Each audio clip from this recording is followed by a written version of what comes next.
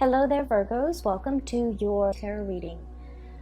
So I'm doing the videos out of order. Usually I start with Capricorn and go through all the signs, ending with Sagittarius. But I feel like for this month, I feel like you might have some important messages because that was coming through for Sagittarius, and I did their video, and a lot of messages came out. So I feel like you have something that is important trying to break out as well. Okay, so I'm going to start with your video. I hope that you get this video in time. I'm publishing it, the middle of October, so hopefully you will have a little bit more guidance as we head into the month of November. This reading is for November 2019, and so hopefully you can stay abreast and be ahead of the game when if these messages resonate with you. Okay, what is really interesting is I'm seeing I'm hearing the words change in vessel. Okay, and as soon as that word or that phrase came out, I was taken back to last month's reading where you were that cactus in the pot. I think it was for you guys and for the month of October. I'm seeing a continuation in that imagery because I feel like somebody is taking notice that the plant, the cactus, is getting too big for the pot. The pot is not giving it enough room, and it's wilting as a result of being in a space that is not able to accommodate its growth, right? And so I feel like somebody is repotting the plant, putting that cactus in a bigger pot, and then it has room to grow, and putting it on a table again. And so the cactus is very happy. Okay, so that's the first thing I'm seeing. And the message associated with that is definitely a change in vessel. Okay, a change in the body, a change in the environment, a change that can be very momentous because it's allowing for like a breath of fresh air to kind of just whoosh through. And so I feel like there has been some much needed change in your physical environment, and I feel almost like there might have been kind of like the guiding hand, the invisible hand working behind the scenes. There might have been, like some type of a spiritual push, okay, for some major changes to finally come into the picture for you. But then I'm also feeling as well, and I mentioned this in the last reading, that the cactus is on the table, the person whoever is taking care of it, it was getting too big for the pot, and it was not getting enough nutrients, and it's slowly dying. And the person thought that, oh no, the cactus needs more water, and so it gave the cactus water, and then the water just never evaporated properly. It stagnates in the soil, and then the cactus began to rot. So this is a major change from last month's energy, because I feel almost like somebody is taking notice of you, okay, and realizing that, you know what, the Virgo has outgrown their environment. They need a change of scenery. Let me give them something new to work on, okay? So I feel like somebody might be noticing, realizing your true capabilities and your true potential, and they're noticing you for the very first time and acknowledging your contributions or acknowledging your capabilities. And so they realize that you're kind of like a big fish in a small pond. You're no longer challenged, you're no longer growing, you're no longer developing to your full capabilities. And so they want to step in and kind of switch things up, challenge you, and not in a bad way, but like give you more responsibilities, give you more mentally stimulating projects, giving you an opportunity to shine. Okay, but more than anything, I feel like it's a transplant energy where you're no longer a big fish in a small pond.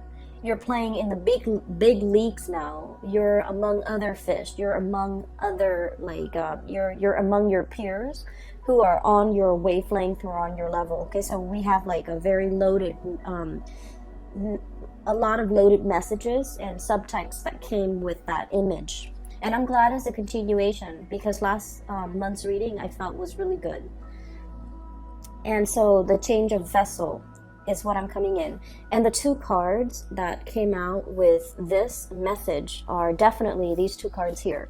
So let me just talk a little, well, three cards. Let me just talk about these things. So first of all, we have the Death card. This is, you know, walking through the tunnel and emerging on the other side where there are, you know, the environment is just streaming with bright lights. It's just streaming with newness. It's streaming with just a lot of new opportunities, okay? Some of you might have just been, you know, walking through this dark tunnel, and the main thing that you had to look forward to was, you know, leading you was that light at the end of the tunnel, okay? And I feel for many of you, this might have been, it's not so dark in this depiction. It's like you can still see your way, you know, you still feel okay, you're still safe, you're in the confines of this tunnel. But the tunnel can feel a little bit claustrophobic and a little bit small and confining, right?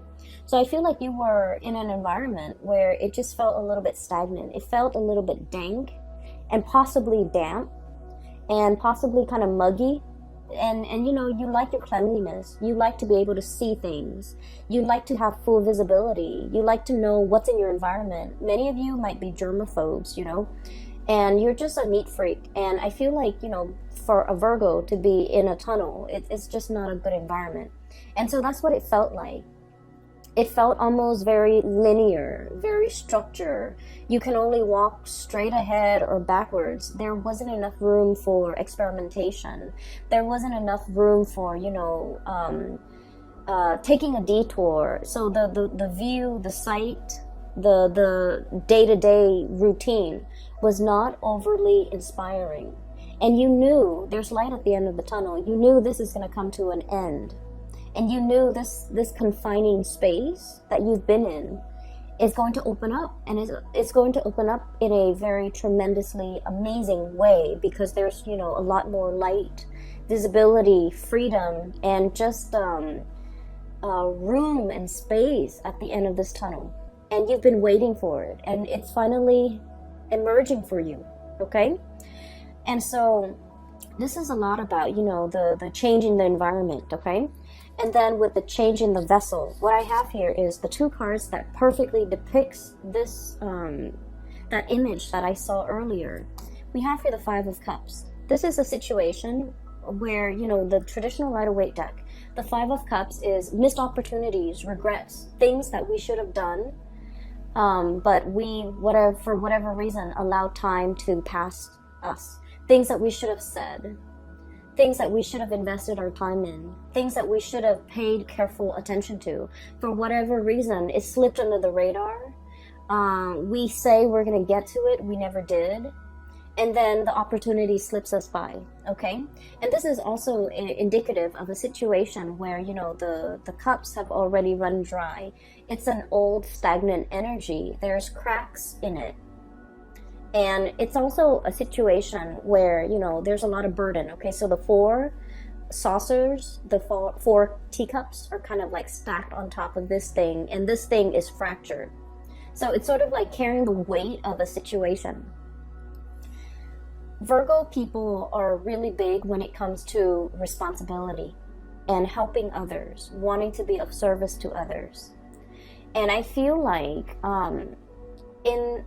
I guess like the recent year, okay, this could be like the past 4 years, the past 5 years, I feel almost like many of you have come into your own, and you're realizing as well that you're very capable. Like you're more capable than the people that you work with. You're more capable than the supervisor, than the boss, than the people that you take orders from. You're definitely more reliable. And you're also realizing that, you know, I'm such a good worker. Why am I not getting rewarded? Why is more responsibility dumped on me? You know, I should be cherished for my ability to be responsible and get things done and to carry my weight. Why is it that when I do more, I'm given more work, more tasks, more responsibilities? Why aren't other people held accountable for the things that they do? Why am I carrying the burden? Why am I, you know, the workhorse? Why Am I carrying the weight of this situation, this environment?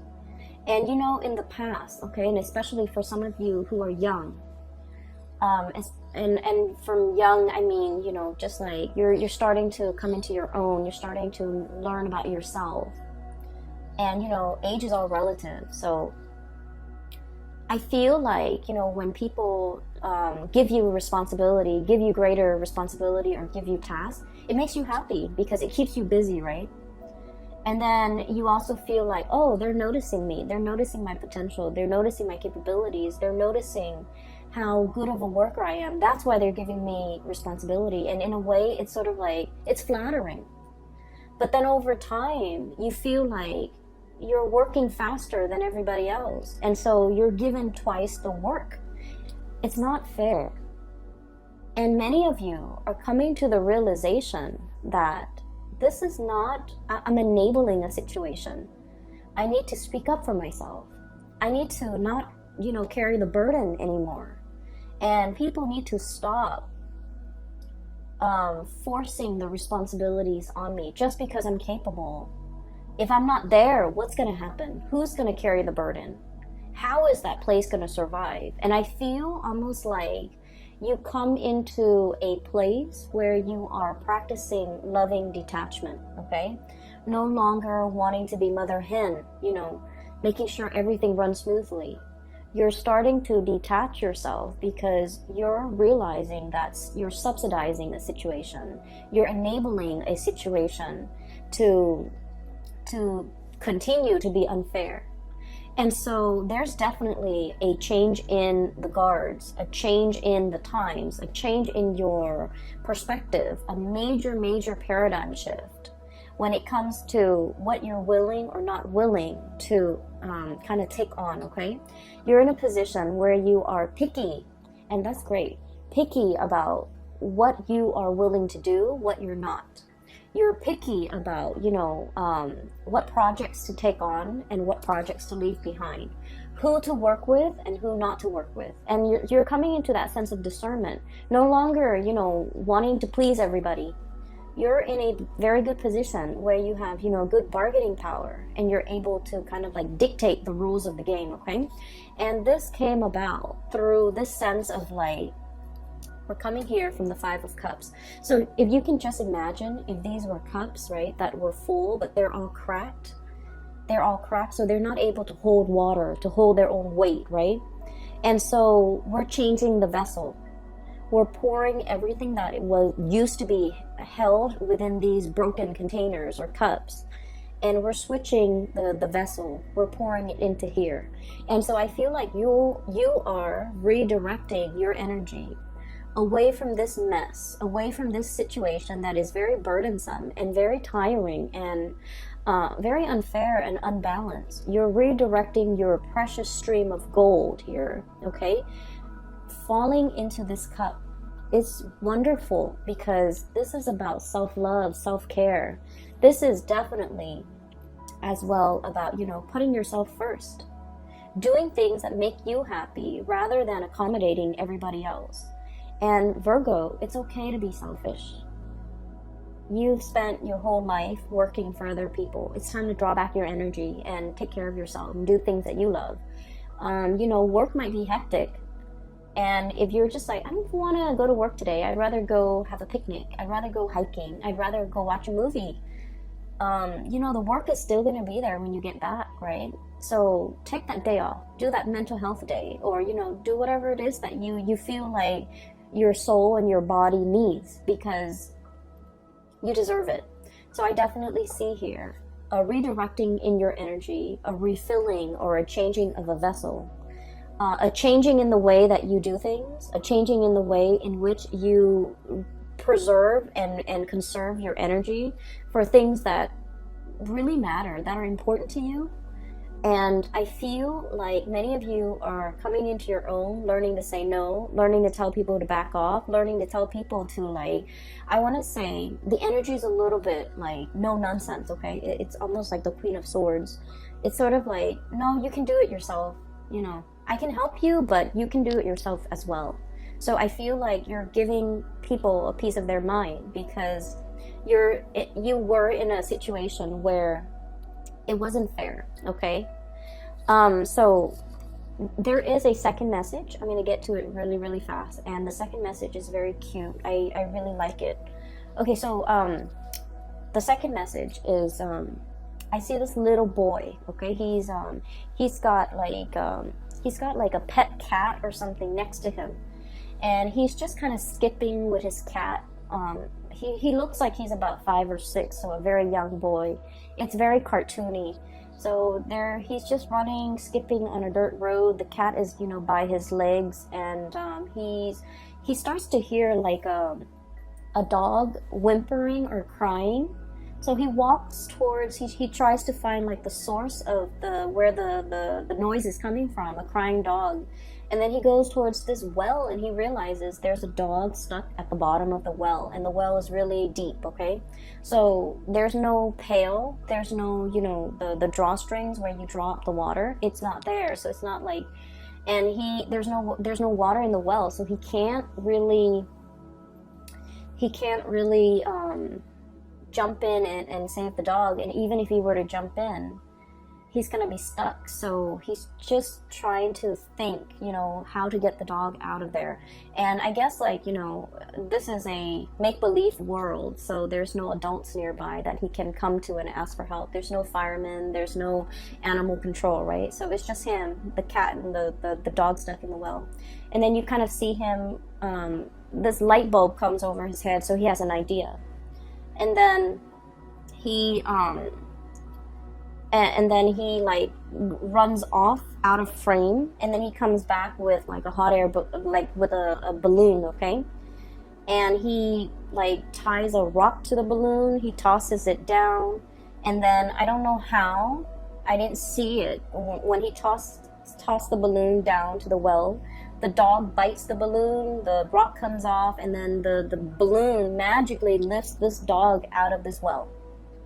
Okay, so like it's not supposed to make sense. It is very cartoony. I don't know how the rock fell off. I don't know how the dog is able to grab onto the single balloon string, and I don't even know how that one helium balloon is able to lift a dog. Okay, so it's not supposed to make sense, but it worked. Okay, so I almost feel like there's a sense of magic, and there's a sense of like, let's do it and wish for the best and hope for the best. And once you have that sense of childlike wonder and amazement and creativity and thinking like a child, where everything is magical, where the laws of physics and the laws of the real world don't apply.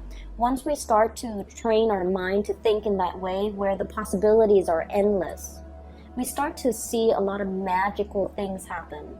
We start to see a lot of problems resolve on their own. And we start to see that whatever we have boxed ourselves into, whatever, self-sabotaging thoughts or things we tell ourselves, oh, it's not going to work because it defies logic, or it's not going to work because I don't know how it's physically possible.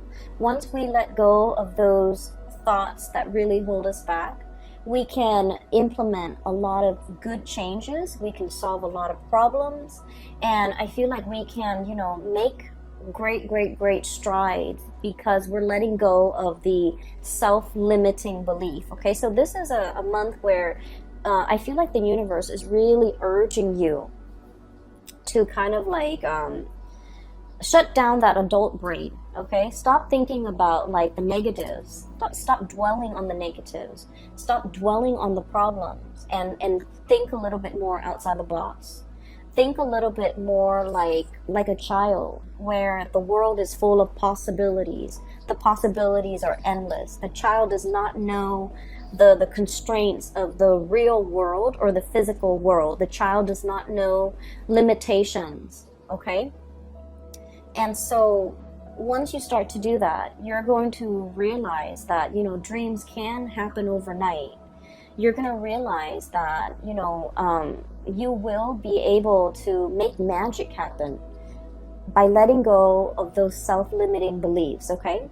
And the card to me that really indicates this, and the two cards that jumped out when this imagery came out was this.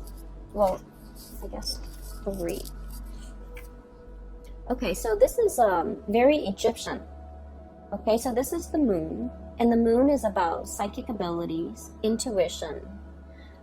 It's also a state where I feel like for many of you, the moon deals with emotions and the fluctuations of the emotions, right?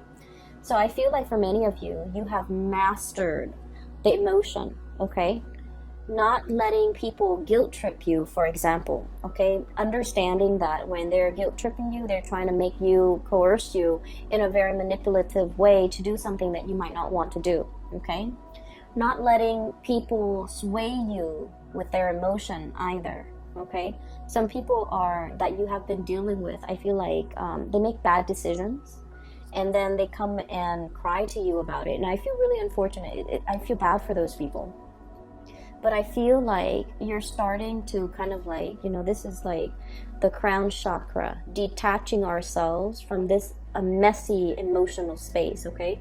This is not to say, like, don't feel things. This is not to say being so disconnected that we're not sympathetic. This is more to say learning to compartmentalize, learning to check your emotions at the door, learning not to let your emotional state cloud your judgment, learning not to let your emotional reaction to a certain person kind of like bias the way in which you interact with them. Does that make sense? So I feel like this is a mastery over the emotion, and I'm getting somewhere with this because I feel like this is a card that is very Egyptian in its symbolism. Okay, so we have here a god, okay, possibly the god of the moon, god of intuition, god of secrecy. And I feel like the way this card came out, it's very powerful. It's basically somebody who knows how to work with the elements. It's somebody who knows and understands human nature. And it's somebody who knows how to harness the energy of the tides, harness the energy when it comes to divine timing in order to make dreams happen. For many of you, I definitely feel like you have some spiritual guidance helping you behind the scenes to push things for you. And I feel like this message is coming in to tell you that, if you find yourself at the bottom of that dry well, there's going to be, somebody coming in, tossing you a balloon to lift you up, okay? So for those of you who have been, if you have been dealing with depression, if you have been dealing with a situation where you're just like, when is it going to end? Okay, if you find yourself in a dank, dark place and you're just like, I need a helping hand, it's going to come into the picture to rescue you. Okay, so I do see a change in environment, a change in the vessel, and the time is coming. Okay, so we have a really powerful card here that indicates that. And what else is coming through is, this is the limitations, okay? This is the Four of Wands in the traditional Rider-Waite deck. It's celebration, family, happy home. But in this deck, it is about restrictions. Restrictions that don't really have any bearing in the real world, okay? Restrictions that we impose upon ourselves. It's a situation where somebody hastily slapped something together and called it a day. And then the person that comes in after them are just like, oh, this is the way it's been done in the past, so let's do it in the future. And they didn't take the time to realize that this was very sloppily slapped together. It doesn't really hold weight.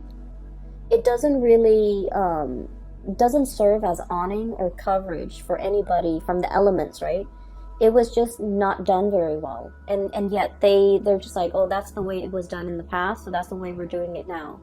Not questioning what came before, not questioning what needs to change, taking and accepting the status quo. And the four energies deal with stability.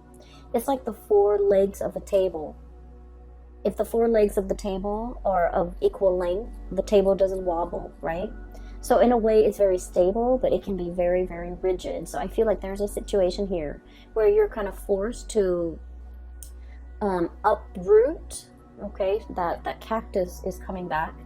Uproot, transplant, break out of the status quo, or like, you know, put yourself in a different situation, or like this environment is no longer serving you, so it's time for you to find something else that is a lot more stable. Okay, so I feel here that imagery with the, you know, divine sense of timing, and then also a helping hand, to be able, like, that's going to be coming into the picture. Okay, so you have some really strong spiritual guidance from behind the scenes. Okay, the other thing that I'm sensing, so those two images aside, I feel like they have covered sufficiently the first row, and so we're talking about the second row now. This is your energy here, King of Pentacles. Okay, you can be male or female, it doesn't really matter. This is a card that spells to me raw power. Okay, elephants are very, you know, regal creatures. Okay, they live into old age. They have a really long lifespan. I believe they also have the same gestation period as humans, if not like a month longer. So I don't remember if it's 9 or 10 months, but they have, or maybe it's more. You know what? I'm a little bit curious, so give me just a moment. Let me Google that.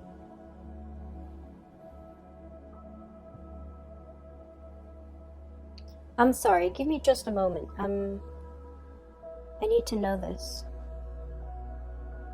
Okay, so 18 to 22 months.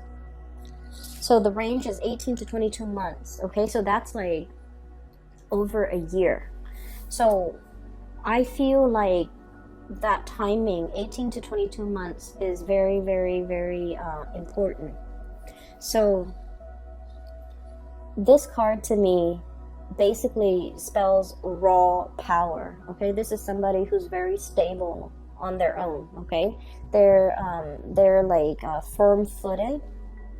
They remember everything. They have a memory of an elephant. They don't forget.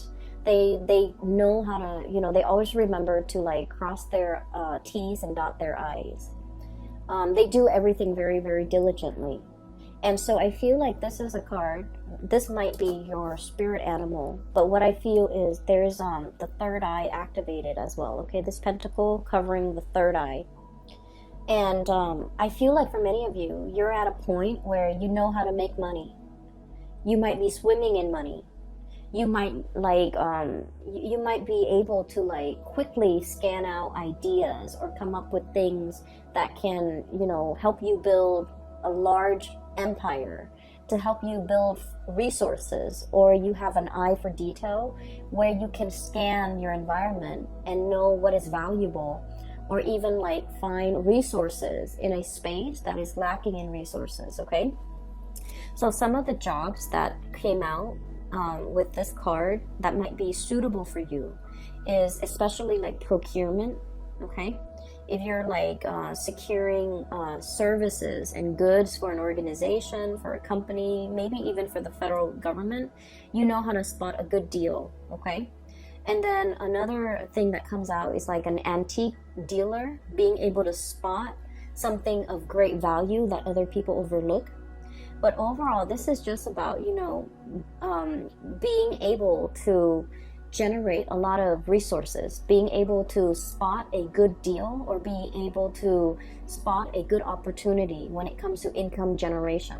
Okay, and I feel here we have the Ace of Wands, and the Ace of Wands is, you know, a new project, something that really stirs our passion, something that really makes our soul sing, and something that really makes us feel alive. Okay, so if you've been kind of like fumbling around walking through this tunnel, there's something that's really lit up at the end of it. Okay, with this Ace of Wands, it indicates to me major things happening as well in the springtime.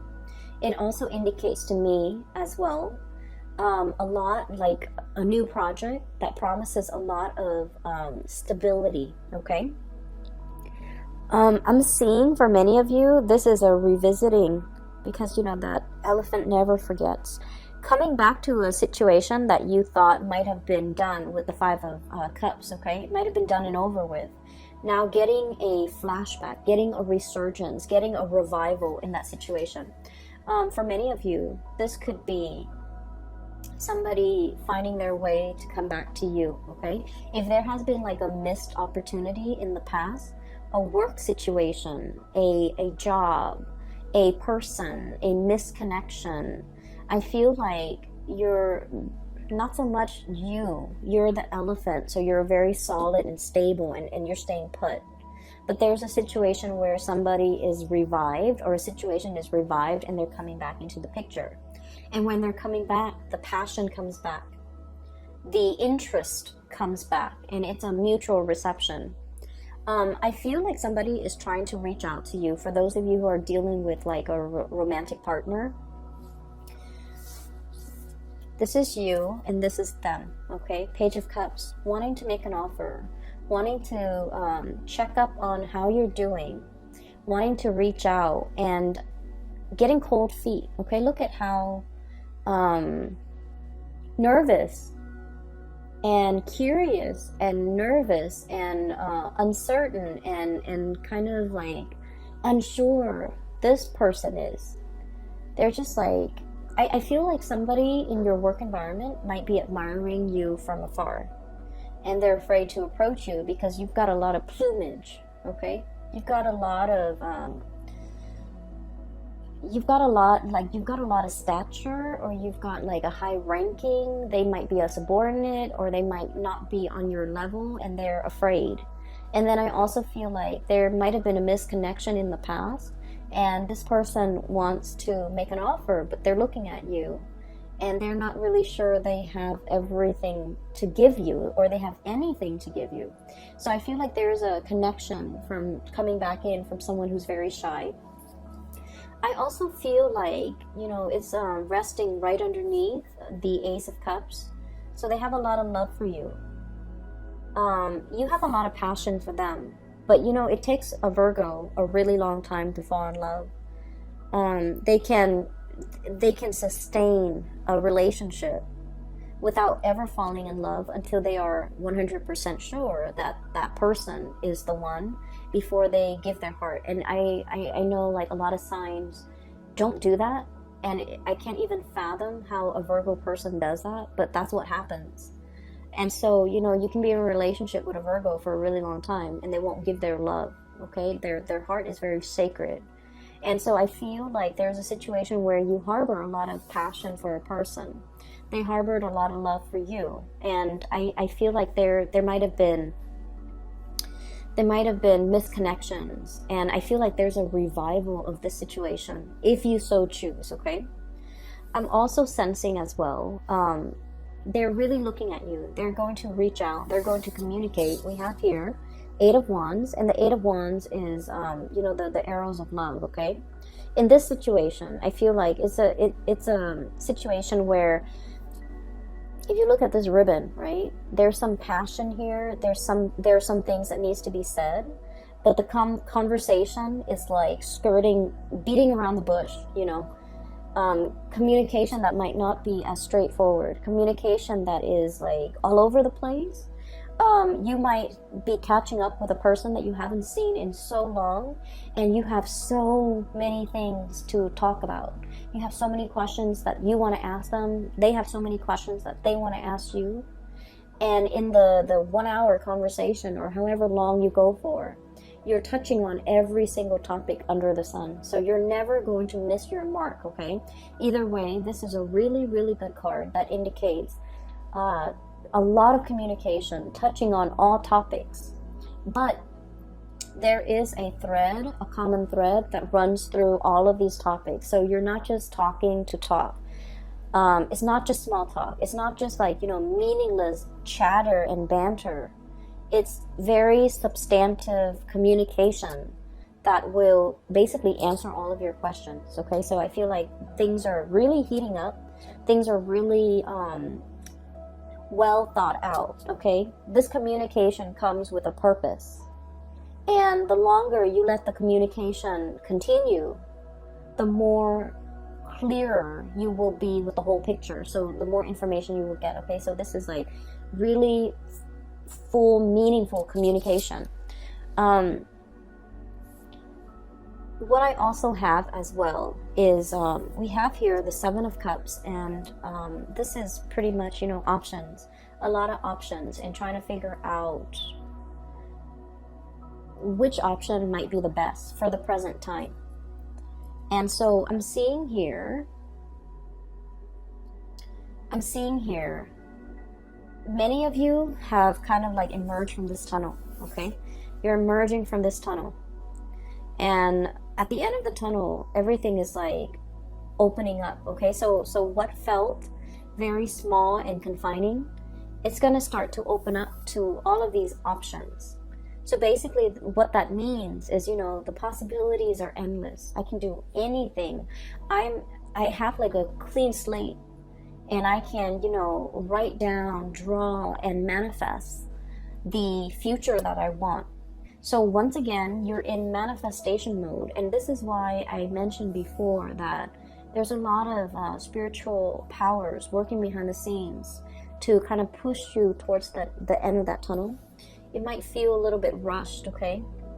You know how when you're in a tunnel and it's really windy outside, and God forbid if the wind catches, like goes into that tunnel, the tunnel is so windy, right? Because all the wind is rushing through it.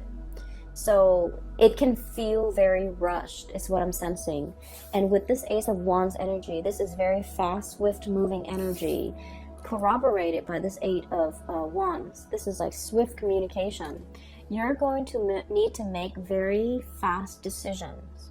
You're going to need to make, you're going to feel like you're being pulled ahead when you haven't finished whatever you need to do in the present. You're going to feel like, oh, I need to get all of this done, but life is pulling you in a different direction. So it can feel a little bit uncomfortable for a Virgo. But I do sense that, you know, all of these things are happening because you're being prepared or propelled into a much bigger, you know, it's like no longer a small fish, big fish in a small pond. Now you're going to be swimming with the regular fish in a bigger pond, okay? Where there's enough resources, where there's enough room, where there's enough open space for everybody, where things make sense, all right? So I'm going to leave it at that. I feel like it's very much the continuation of last month. And I just want to say, and I mentioned this with Capricorn, I was trying to, you know, pinpoint like what is the main energy that you need to be careful about when it comes to this Mercury retrograde period. I was going through all the signs. Okay, so what do you need to know? The month of November is, the entire month is the Mercury retrograde period, and that starts on October 31st on Halloween, the end of this month. Going into all of November, we're going to be through the majority of it is going to be the Mercury retrograde period, which is like for 3 weeks. And then we also have like the week and a half shadow period afterwards. So the month of November is all Mercury retrograde. And with Mercury as your ruling planet, what it does is that, you know, the usual, communication goes awry, technology falls apart. We have to depend on ourselves, our ability to recall information, our instinct, our intuition, okay? We have to rely on our intuition. And Mercury retrograde for you guys is, I feel what's happening is you're going to be relying so much on your intuition this month, because the way people approach you and the way that they talk to you, everything feels very subliminal. They're saying one thing, but deep down they mean another. So you're like using your third eye. You're using your intuition to kind of like cut through the communication and to understand the subtext. Somebody might be telling you, you know, like, oh, you're such a good worker, when in fact they're kind of like eyeing, you know, kind of like, how did you get your work done? Did you stay late? How is this person so perfect? Are they trying to get a promotion? You know, like you're gonna understand, you're going to be able to see, feel, and hear all the subliminal messages coming through from other people. Okay, and you're going to really understand how people feel about you. And in some situations, it can be very good when the people in our environment are very sincere, good-hearted people that want us to succeed. In other contexts, it can feel very disheartening if we're around people who are, you know, envious or jealous and things like that. So the people you surround yourself with, you know, keep good company. Okay, keep good company. um i'm I'm just getting the energy of, I'm not here to please. Okay, I'm not here to please anybody. And I feel like you should keep that as your mantra for this month. You know, do your own thing. Think outside the box. Do whatever feels good for you, and never mind what other people are doing. Okay, so I'm gonna leave it at that. Okay, Virgos, I hope the reading finds you well, and I hope that you guys are able to get this in September so that we can prepare for this Mercury retrograde period. But either way, I will be back next month for your December reading, and if I have time at the end of the year, I'll try to do like a 2020 reading, okay, for the year 2020. For those of you who have still been emailing me, I do have a link in the description box for a psychic. Her name is Bridget. She is amazing. I can't speak for her enough. She's based out of California, so if you are looking for a reader, if you're interested in a reading for yourself or for anybody that you know who might need spiritual guidance, I recommend you get a reading with her. Also, these are the, what is the name? The White Sage Tarot. And the artist that created this deck, she reached out to me, and I'm so happy she did, because I had no idea that it was a small company. I thought it was all, you know, all the cards were like published by US Games. I've also included a link in the description box for her website if you're interested in purchasing a deck for yourself, or for, you know, or to peruse her website for other services. Please feel free, click on that link, support your local artists. Okay, so I will leave it at that, and I will talk to you guys soon. Take care of yourself.